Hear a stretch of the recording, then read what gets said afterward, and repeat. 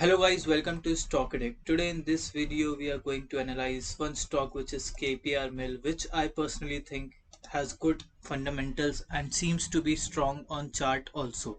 Now when we have a look at the chart of KPR Mill on a 1 day time frame, we can see that stock is taking support from this level of 548. Currently it is trading above its 200 days moving average, which is this blue line, and also above the support level. So guys, when we see the trend of this stock, we can clearly see that it is an uptrend and it has made its 52-week high around this level of, let me mark the level, 764 we can say.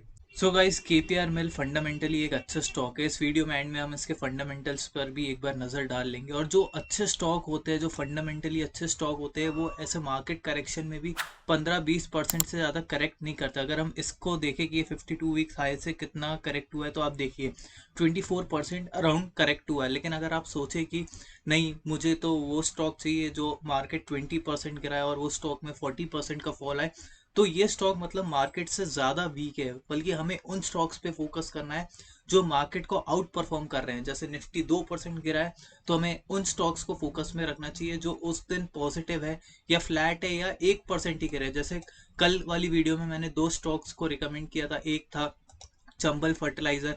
आज आप देखिए Chambal fertiliser 1.8% negative है, लेकिन Nifty 2.45% negative है। आप यहाँ पे देखिए, तो ये निफ्टी से कम गिरा है। और इनफैक्ट ओपन होने के बाद आप देखिए, ये ग्रीन कैंडल ही आपको दिख रही है, ओपन होने के बाद स्टॉक रिकवर हुआ है।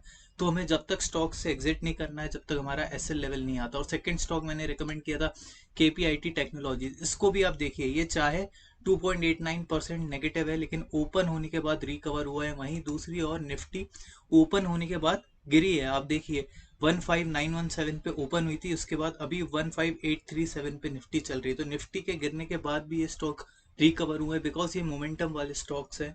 इसलिए एक केपीआर मिल भी मुझे ऐसा स्टॉक लग रहा है जो मोमेंटम है, क्योंकि ये अपने सपोर्ट जोन से सपोर्ट लेके ऊपर की तरफ जा रहा है, कंटिन्यूसली अप ट्रेंड में है।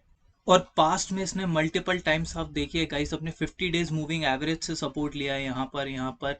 लेकिन इस बार जब इसने अपना 50 डेज मूविंग एवरेज ब्रेक किया है, तो ये एक्सपेक्टेड है कि हाँ, ये 200 डेज मूविंग एवरेज से सपोर्ट ले सकता है। स्ट्रॉन्ग स्टॉक अपने एक्सपोनेंशियल एवरेज से सपोर्ट लेकर ऊपर जाते हैं, तो मुझे इस स्टॉक में एक बाइंग अपॉर्चुनिटी दिखती है। एक बार हम इसके फंडामेंटल्स भी देख लेते हैं अगर हम। Also, guys, many of us might think that KPR Mill earns major part of its revenue from textiles. So, which is quite true that they have products like yarn, fabric, garments, but they also have products like sugar, molasses, and ethanol, even automobile parts. So, they earn 42% of their revenue from yarns and fabric, followed by garments, which is 42%, but they also earn 12% from sugar, and other categories like automobile parts contribute to 4%.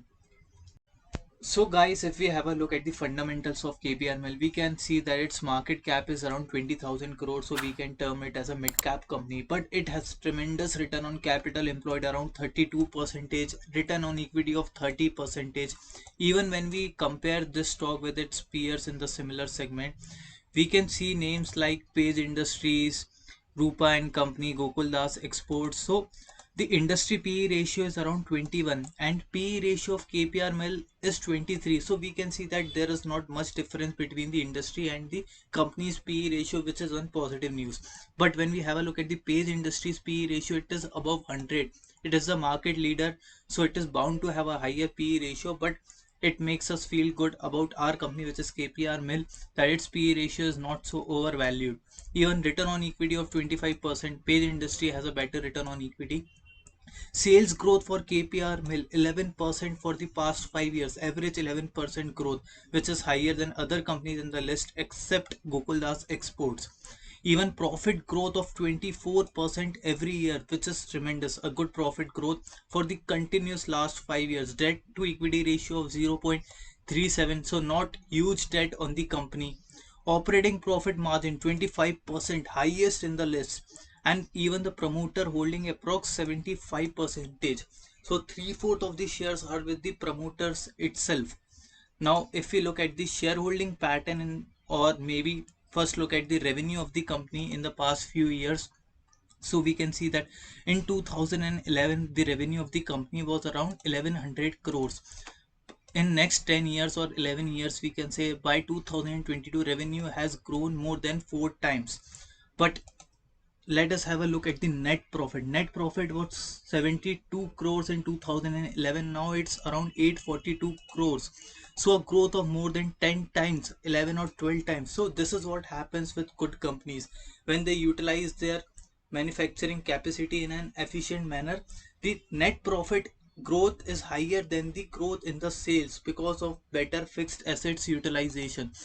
Now even the shareholding pattern we can see, we just saw that promoter have a huge shareholding around 75%, but foreign institutions has consistently increased their stake in this company, which is another positive.